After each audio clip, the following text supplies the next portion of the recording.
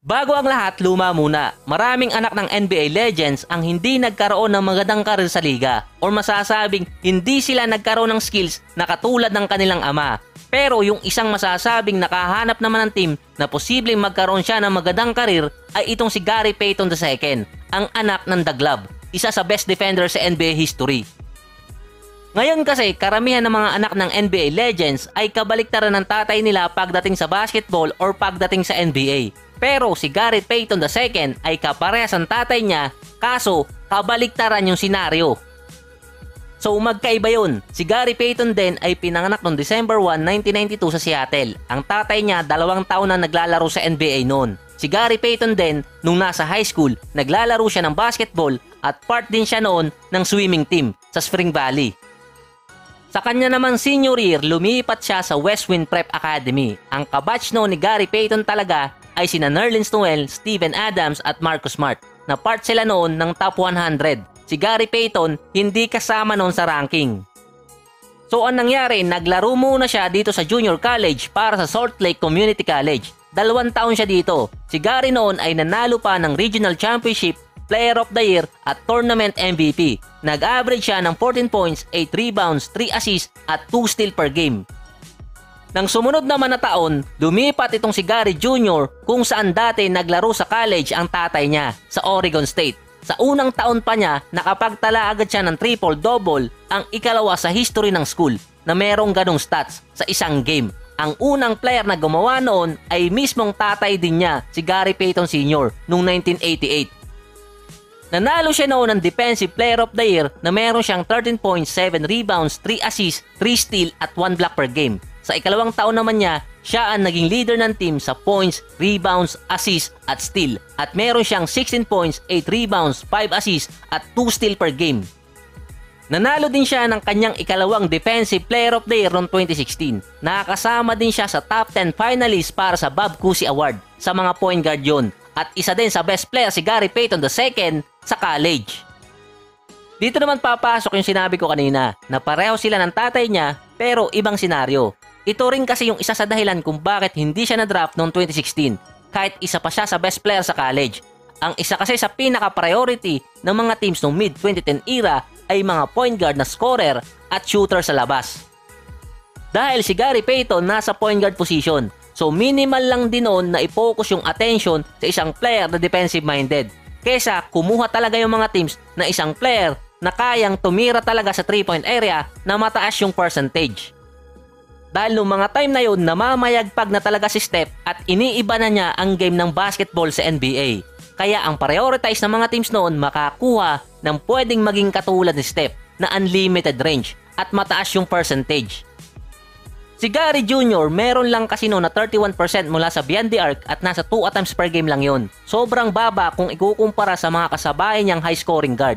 At isa pa, nung sumali siya sa NBA draft, 23 years old na siya, going 24, na medyo mas matanda siya ng 4 or 5 taon sa mga kasabayan niya sa draft class. Kung si Gary Jr. nagkataon kasing pumasok talaga sa NBA, pagpalagay nating 2000 or mid-2000, malaki ang chance na makapasok siya sa first round. Kaso, ibang era kasi ang napasukan niya. Pagbata pa ng player, pagtaas ng value. Pagtanda, pagbaba. Dahil nga sa sinasabi nilang one and done era.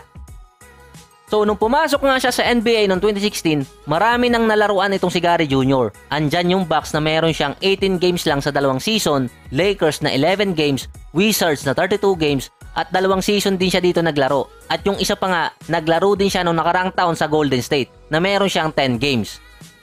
Isa pa, napapansin nyo din na halos nawawalan na din ng value yung mga traditional big man ngayon dahil nga sa mga hybrid na player. Na possible naman bumalik din yon dahil nga sa 2022 season. Majority ng karir niya naglaro talaga siya sa G-League. Since ang liga ay developmental at hindi katulad ng NBA mismo na target accomplishment para sa mga players talaga ay magibabaw yung pagiging 3-point shooter, dito naman kay Gary Payton Jr. ay nangibabaw yung pagiging Python niya. So hindi ako nagkamali sa sinabi ko, Python, dahil sa depensang meron siya. Dahil kung linkisin ka ng isang Python or sawa, mahihirapan ka nang makawala. Nang 2019, nanalo siya ng G-League Championship para sa Rio Grande Valley Vipers. Nang 2021 naman, nanalo siya ng Defensive Player of the Year sa G-League para naman sa Raptors 905. Siya kasi yung maituturing na the glove ng G League dahil ang average niya dito meron siyang 15 points, 7 rebounds, 4 assists at 2.4 steal per game. Sa total na 128 games niya sa G League, meron siyang 307 steals at meron siyang nasa 230% na rate na makakaagaw siya ng bola kada game. Nang 2021 din, pinapirma siya ng Golden State ng 10-day contract hanggang kunin na talaga siya sa rest of the season. Nitong bago lang magsimula ang 2022 season, winave siya ng Golden State pero ilang araw lang din pinabalik siya. Nasa ngayon, maganda ang pinapakita ni Gary Payton II. Meron siyang 6 points, 2 rebounds, 1 steal at 1 assist per game.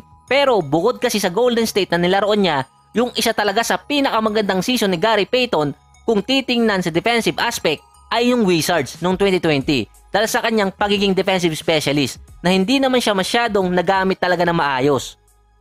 Ang para kasing mangyayari nun kapag binabantayan ka ni Gary Payton II noong mga time niya sa Wizards noong 2020, either maagaw niya, ma-deflect niya, or mabasag niya yung plays na gagawin ng offensive team. Dito naman sa Golden State, sa loob ng 9 games, meron siyang 10 minutes per game. Pero sa 9 games na yun, meron siyang 4 na games doon na meron siyang nasa 17 minutes per game. Ito yung laban sa Sacramento, Hornets, New Orleans at Houston. Sa 4 na games na yun, nakakuha din siya ng total na 9 steals. At meron din siyang 2.2 steals per game sa loob ng 4 na game na yun. Meron din siyang 12 points at 4 rebounds per game. Sa percentage naman, nasa 70% sa field at 44% sa 3-point area.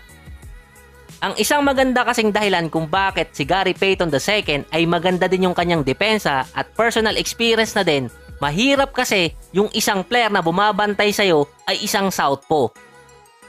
So halos katulad sa boxing, mahirap kasing kalaban yung isang southpaw kung isa kang orthodox. Dito naman sa basketball, ayon nga sa isang analyst, mahirap kasing depensahan ka ng isang southpaw at iba ang kanilang dominant hand. For example na lang, mag-dribble ka sa harap ng isang malaking salamin at tingnan mo kung nasaan nakatapat yung bola. Sa mismong player, nasa kanan yun. Pero sa salamin, kung titingnan mo, kanan pa rin yun, pero sa totoo lang, kaliwa na yun. Dahil ang reference ng isang orthodox versus southpaw, para kang tumitingin sa salamin. Na yung kanan mo, mas malapit sa dominant hand ng isang defender na southpaw. Kesa parehas kayong orthodox na pa-diagonal yung reach. Ganon din kasi ang senaryo kapag southpaw versus southpaw. So kaya ko naman nabanggit yung usapang southpaw dahil ayon sa nasusulat, si Gary Jr. ay isang ambidextrous. Kaliwa at kanan ang kanyang gamitin ng full potential. Shooting hand niya kanan pero yung writing niya kaliwa. Nang advantage noon kapag naglaro siya ng southpaw, nasa kanya na agad yung advantage para talaga sa depensa. Sa ngayon, magandang minuto pa ang nakukuha ni Gary Payton II pero hindi lang alam kapag bumalik na si Klay Thompson. Si Moses Moody hindi pa nga naipapasok masyado sa rotation talaga. Tapos kapag bumalik talaga si Klay, posibleng ilagay naman sa second unit si Jordan Poole. So magandang problema yung sa Golden State dahil meron silang dalawang asset agad. So yan ang kwento nitong si Gary Payton II. Masasabi kasing like father, like son dahil pareho silang matindi talaga sa depensa. Ang problema lang, ibang senaryo na or ibang era ang napasukan nitong si Gary Payton II. Hindi katulad ng kanyang ama na nagagamit talaga yung kanilang skills. So hanggang dito na lang ulit. Kung meron kayong komento o reaksyon ay ilagay nyo na lamang sa comment section.